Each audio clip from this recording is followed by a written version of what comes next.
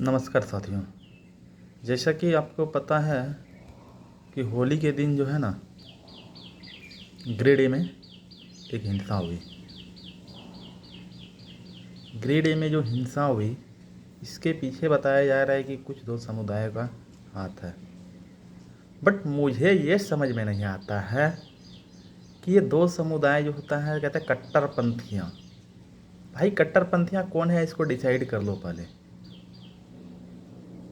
जो दिन में 5 बार तक मतलब दिए जा रहे हैं, उनसे किसी को दिक्कत नहीं है।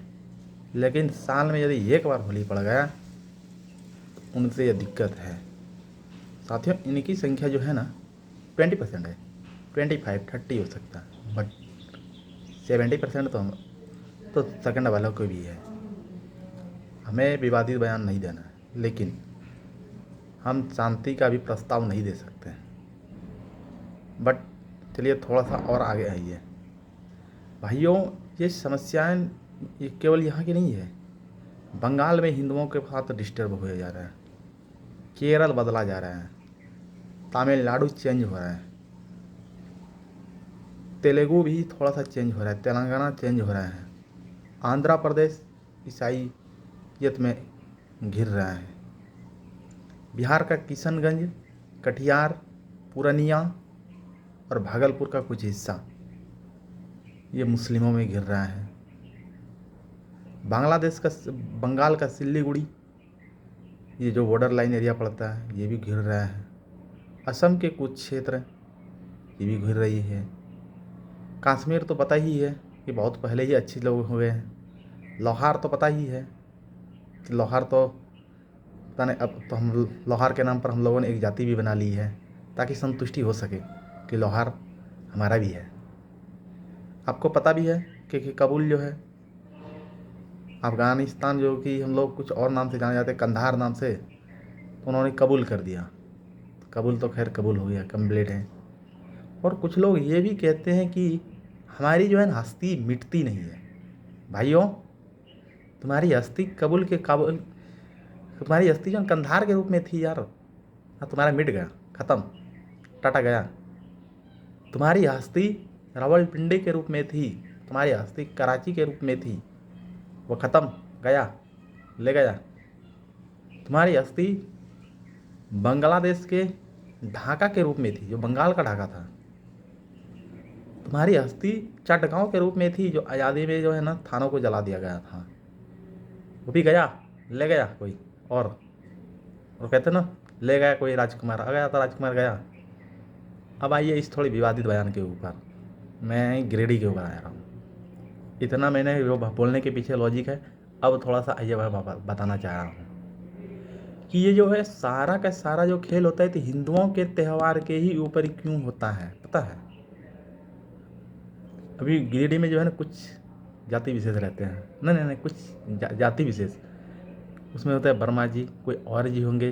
अरे हमारे बिहार में जो आइएगा ना, यादव जी भी अहीर हैं, और हमारे तेजस्वी जी भी खुद तो हैं, कहते हैं भगवान के श्री कृष्ण के वंशज हैं, लेकिन इन्हें श्री कृष्ण भगवान मंदिर के प्रति कुछ कोई आस्था नहीं है। लेकिन ये कहते हैं हम जो है ना भगवान श्री राम के, भगवान श्री कृष्ण के जो है ना वंशज के अंतर्गत आते हैं। और हमारे यहाँ चला आइए इधर यूपी, अखिलेश जी, इनके पिताश्री तो कमाल ही कर दिए थे यार, कार सेवकों के ऊपर चलवा दिए थे।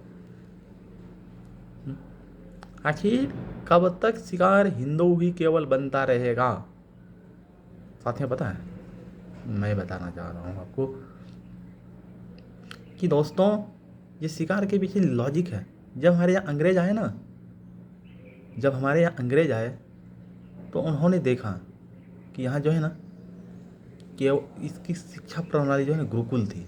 गुरुकुल में ऐसे ऐसे विद्वान निकले हैं ना कि इनकी कोई हद्दता नहीं है, उसकी कोई सत्य, उनकी कोई सीमा ही नहीं है। लेकिन चले आइए आप थोड़ा सा इधर जातिगत जनगणना जो हम बोल रहे हैं, और हमारे आदरणीय और आदर्श नेता जो बोल रहे हैं गांधी जी, राहुल गांधी जी, जातिगत जनगणना जब हमारा देश आज़ाद हुआ था, चलिए उधर जो दो तो गए ही हैं। अब हमारा देश जब आज़ाद हुआ, आज़ाद होने के बाद जो है ना जातिगत जनगणना नहीं हुआ था। लेकिन आप जिस पर सबसे ज़्यादा भरोसा करते हैं, हमें भी भरोसा करना पड़ता है गूगल के ऊपर, चैट जीपीटी के ऊपर, आप मारिए सर्च कि आज़ादी के समय जो है ना भारत में कुल कितनी जातियाँ थी, आपको पता चल जाएगा। इतनी थी, इतनी यादव थे, इतना ब्राह्मण था, इतना ये था, इतना वो था, फलाना था, ढिकाना था, और ABCD EFGH तक पूरा देगा।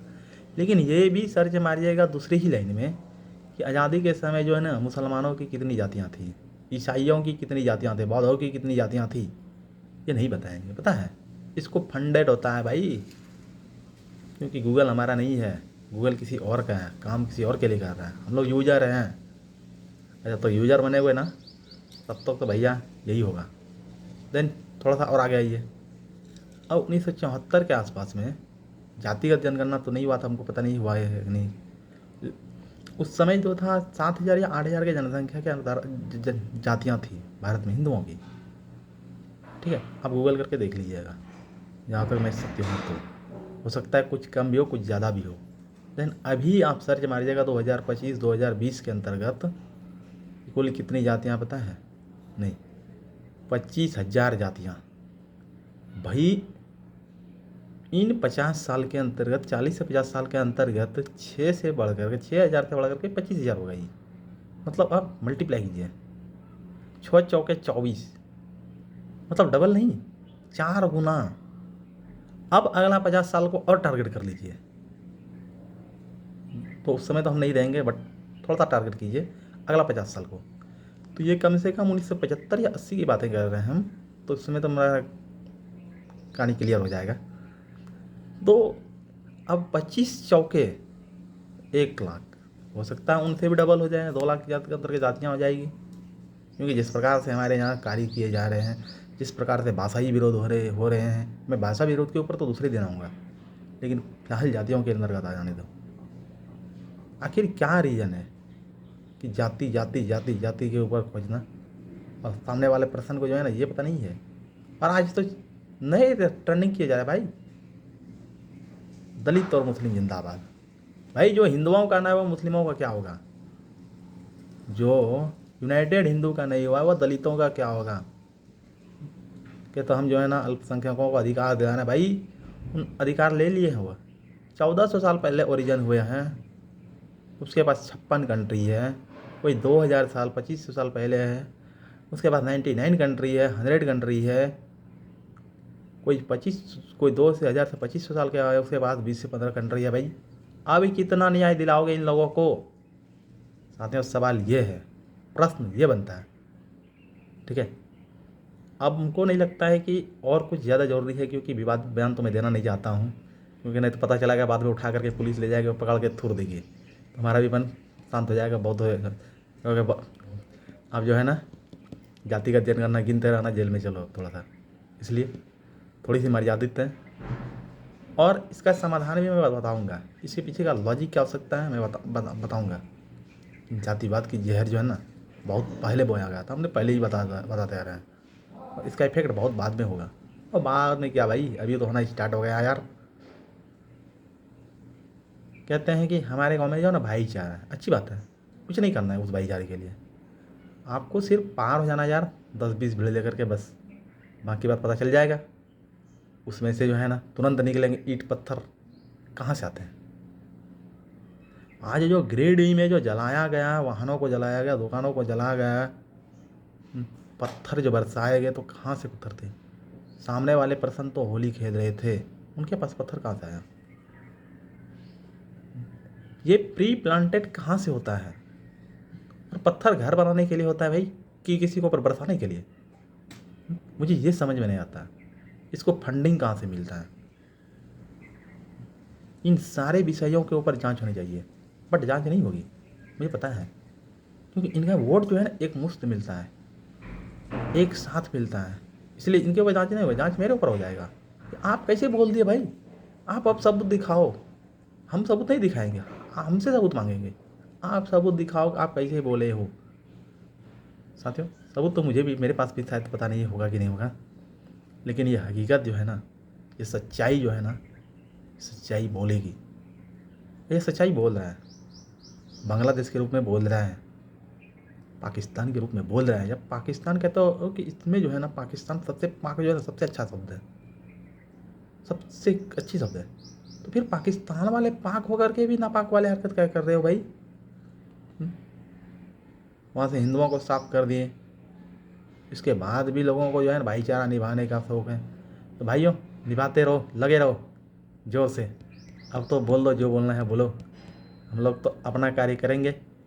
बाकी हमारा भी जो है ना बहुत बड़ा रीज़न है, हमको खुद ही पता नहीं है कि करना क्या है। इधर जाएं उधर जाएं, पॉलिटिक्स में जाएं कि बिजनेस की तरफ जाएं, या और भी बहुत सारे लॉजिक्स है भाई, हमें तो खुद पता नहीं है। लेकिन हाँ इतना ज़रूर है कि जो भी करेंगे इस देश के लिए करेंगे और देश के लिए ही करते रहेंगे। क्योंकि हम लोग का इन्वेस्टमेंट जो है ना, हम लोग का तरफ जो इन्वेस्टमेंट किया गया है वो देश के लिए इन्वेस्टमेंट किया गया, वो देश की सेवा में इन्वेस्टमेंट हुआ है। इसलिए हमारा प्रोडक्ट भी होगा ना, वो देश की सेवा ही किया जाएगा। हमारा प्लांट ही देश की सेवा के लिए लगाया गया है। हमें सिखाया ही गया है, नमस्ते सदा वत्सले मातृभूमि त्वया हिंदो भूमे सुखम वर्धितोऽहम् महामंगले पुण्य भूमे त्वदर्थे पतत्वे शकायो नमस्ते नमस्ते। इसलिए हमारा ओरिजिन तो वही होता है कि भारत माता की जय हम बोलते हैं। सामने वाला कहता है भारत माता की जय नहीं बोलेंगे, अबे दिमाग के पैदलों, तुम भारत माता की जय नहीं बोलोगे, लेकिन इसी भारत का तुम खाओगे मिट्टी का अनाज, यार भारत माता की जय नहीं बोलोगे, कहाँ से तुम्हारी इतना आता है दिमाग। चलो आज तो भाई बहुत ज़्यादा बोल दिए हैं। धन्यवाद। जय श्री राम।